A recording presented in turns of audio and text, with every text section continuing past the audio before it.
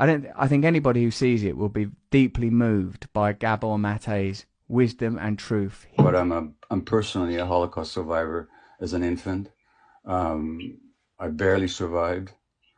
My grandparents were killed in Auschwitz, and most of my extended family was killed. I became a Zionist. This dream of the Jewish people resurrected in their historical homeland, and the barbed wire of Auschwitz being replaced by the boundaries of a Jewish state with a powerful army. And then I found out that it wasn't exactly like that. That in order to make this Jewish dream a reality, we had to visit a nightmare on the local population. And there's no way you could have ever created a Jewish state without oppressing and expelling the local population. Jewish Israeli historians have shown without a doubt that the expulsion of the Palestinians was persistent, it was pervasive, it was cruel, it was murderous, and with deliberate attempt. So that's what's called the Nakba in Arabic, the disaster or the catastrophe.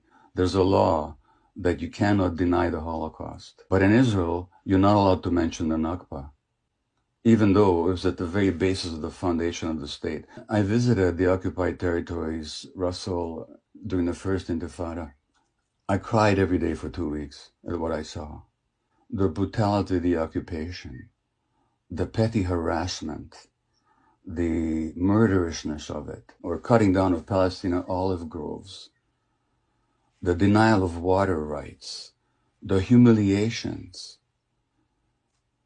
And this went on, and it's much worse now than it was then. It's the longest ethnic cleansing operation in the 20th and 21st centuries. I could land in Tel Aviv tomorrow and demand citizenship under the law of the right of return. But my Palestinian friend in Vancouver, Hannah Kawas, who was born in Jerusalem, can't even visit. Now, if I have the right to return after 2,000 years, how come Hannah hasn't got the right to return after 70 years? So then you have these miserable people packed into this horrible, people call it the world's largest outdoor prison, which is what it is. You don't have to support Hamas policies to stand up for Palestinian rights. That's a complete falsity. If you take the worst thing you can say about Hamas, multiplied by 1,000 times, and it still will not meet the Israeli repression and killing and dispossession of Palestinians. Anybody who criticizes Israel is an anti-Semite is simply an egregious attempt to intimidate good non-Jews who are willing to stand up for what is true. If you look at the Western press, when Hong Kong demonstrators throw stones at the police in Hong Kong, that's considered to be heroism. When in Myanmar, the demonstrators throw slingshots at the army, at the oppressive army, they're considered to be heroes in the Western press. When Palestinian kids throw stones at the Israeli soldiers, they're called terrorists.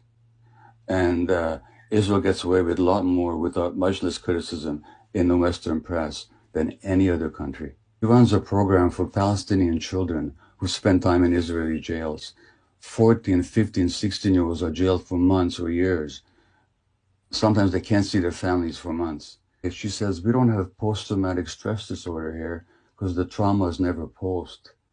The trauma is daily, she said. If he's got any ounce of humanity left, he would cry like I did for 2 weeks when I was there. Anybody can go on YouTube and listen to Ilan Pappé, an Israeli historian. Anybody can listen to Norman Finkelstein, a Jewish professor, world expert on Gaza, who was denied tenure at his university because of his public speaking against Israeli policy. You can listen to any number of Israeli Defense Forces soldiers who talk about the brutality that they now regret having committed. You can listen to Israeli pilots who talk about why they refuse to fly over Gaza because of the atrocities they're made to commit. You can get all the information you want. So if anybody these days doesn't know, it's not because the information is not available. And none of that excuses not knowing truth. and this deliberate attempt to silence anybody who speaks, Jewish or non-Jewish. And I really wish that non-Jews of goodwill would stand up against the calumny and not be intimidated by this charge of anti-Semitism. I really wish that. It's not a question of being pro-Palestinian. It's a question of are you in favor of justice and liberty and freedom and truth, or are you not?